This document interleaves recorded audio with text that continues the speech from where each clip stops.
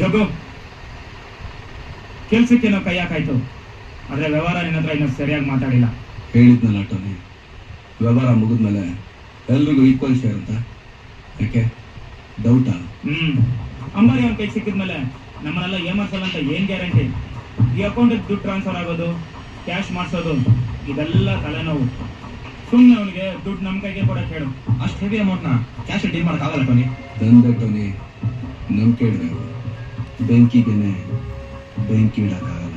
ಜಗ್ಗು, ಇನ್ಮೇಲೆ ನಮ್ಗೆ ನಂಬಿಕೆ ಇಡಬೇಕು ಗೆಂಡೆ.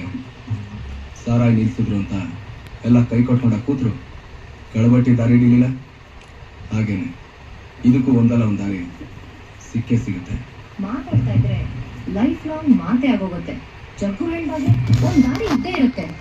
ಒಬ್ಬೊಬ್ರು ಒಂದೊಂದ್ ದಾರಿ ಹಿಡಿದ್ರೆ ಅಂಬಾರಿ ನಮ್ದಾಗತ್ತೆ.